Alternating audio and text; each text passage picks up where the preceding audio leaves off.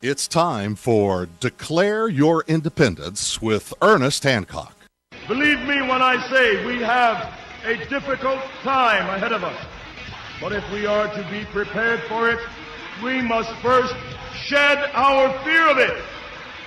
I stand here without fear because I remember that I am here not because of the path that lies before me, but because of the path that lies behind me. I remember that for 100 years we have fought these machines. And after a century of war, I remember that which matters most. We are still here! Tonight, let us make them remember we are not afraid!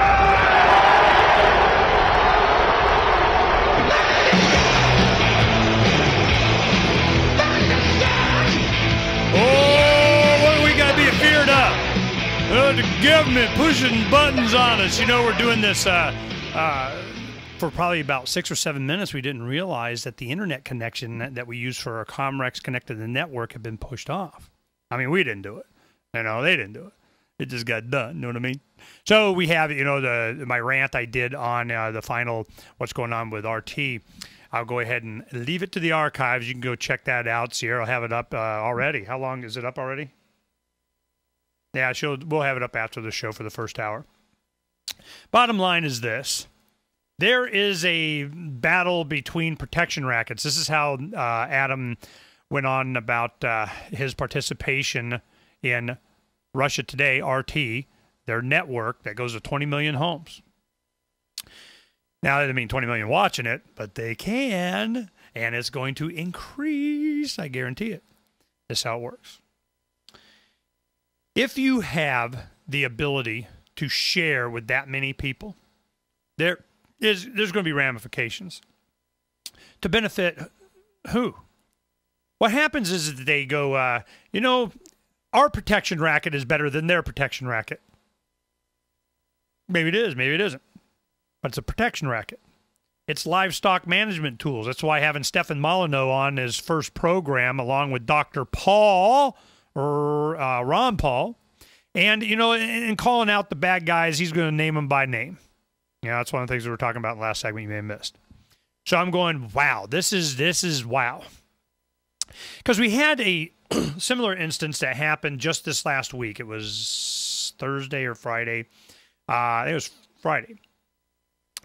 I had Karen Kwiatkowski on last week, and she was telling me about a speech. Now, she's a lieutenant colonel. It was in the Pentagon. She outed a lot of the, you know, the lies that Rumsfeld and Cheney and Feit and all these guys were doing, that Wolfowitz, all these guys. She was right there in the Pentagon. She's writing about this stuff and finally retires and just came out and said, look, they're lying us in the wars.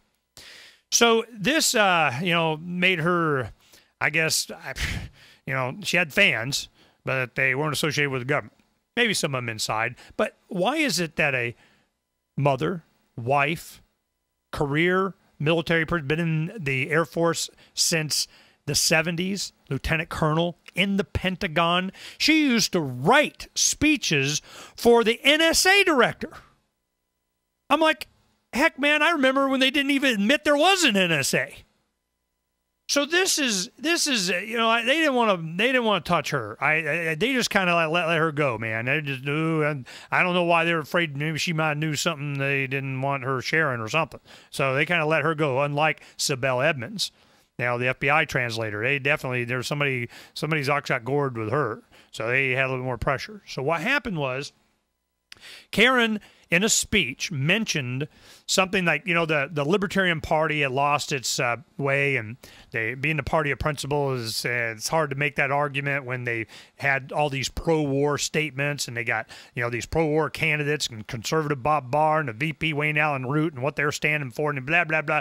You know, it was just a quick little, you know, not even a paragraph statement about, went on to whatever. Mark Hinkle, national chair of the Libertarian Party, sent her a letter. And he's like, hey, mail sup. You know, so I can't believe they did. They felt obligated. They had to try and defend or something. But, you know, you want to have this debate. You're talking to the wrong people. I mean, myself, Karen, anybody that's been in the libertarian freedom movement knows that the weak link in the libertarian movement is the Libertarian Party, because they're playing party. And behind them are forces that they sell out on the cheap. For a little bit, a little here, you can get whatever over there. They had a thing in 0405 called the Iraq exit strategy. What they were talking about, this is from the Libertarian Party. Phased withdrawal. We'll take the troops and spread them out around the Middle East and keep our little empire going on there, but we'll kind of, exit the war and kind of this, this Cato thing, And I'm going, what the heck is this? So it just sent us on, the path. And I've been, very vocal, I guess. I've been nice, I'm just kind of, look, man, because I know what the Libertarian Party is. It's a liberty nexus for a lot of people that are waking up. They go there first. And then they kind of, this is, we're on another path. If we're really not just trying to be a big fish in a small pond, they're trying to, get their shiny badge, I have my shiny badge. I got a stinking badge. My mother-in-law got this for me. It's a stinking badge, So I'm going, all right, they know that's funny because I always make fun of these guys. They want their shiny badge. So they get their shiny badge and they'll do whatever. But the real activists, the real freedom-oriented individuals, they are of a different mind. They just want to be left alone. And that's why the joke goes, the difference between a libertarian and an anarchist is what? It's about 6 or 7 years if you're paying attention. Because it takes about 3 election cycles for you to get, this is an election thing. That's not working out. The people that got involved in the 2008 presidential election cycle for Dr. Paul realized just how screwed up it was. And the real power was the speaking tour. So to have a Ron Paul 2012 speaking tour is not a bad idea. Well, this controversy, Wayne Allen Root starts getting involved. They're back and forth emails. Karen them, it's on Freedom's Phoenix. The comment sec just went. When you're in a glass house, you don't go chucking rocks. The LP. I don't know why they chose to engage her. That was stupid. Especially if they're going to try and, make any points. I got this DHL package this morning, and it was interesting in that, it was from China. And it has security inspected by DHL or Homeland Security or whatever. And I'm like, what the heck, man? So you open it, and then you have another package inside that was opened. And then and it was, I'm just going, there's something funky going on here. So I got, it's all this Chinese stuff. And this was opened and repackaged. And I'm going, okay, Ernie's getting stuff from China. Maybe they want to look. But what it was something from a gentleman that saw these Chinese do a lot of these like candle balloons made out of paper. You heat it up and they'll float because of the hot air. Well, they have these little squares that are the fuel. You put them underneath and it heats up this bag. It's like taking a garbage bag and putting it over a fire and heats up and it'll go up. Well, they light because you got that little fire burning in there and they go up and they're lighted. Well, he sent me a whole bunch of them, different colors and so on. And it's called Lights of Liberty. Now, I'm going to read you the letter that he sent me because it's interesting, how he chose to send these to me. And it's Lights of Liberty, and it's in support of Dr. Paul. Wants him to run again in 2012. So it's interesting, and I'll share it with you because I think it'd benefit. How much time we got?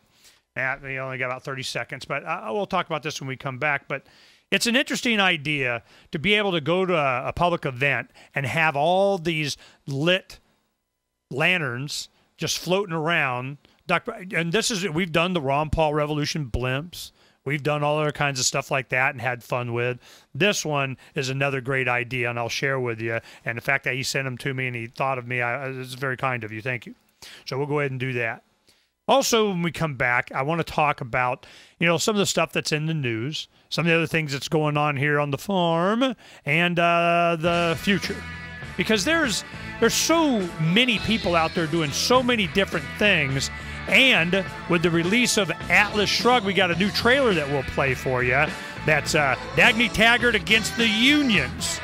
Oh, bad guys, man, they don't like this none too much. We'll be right back.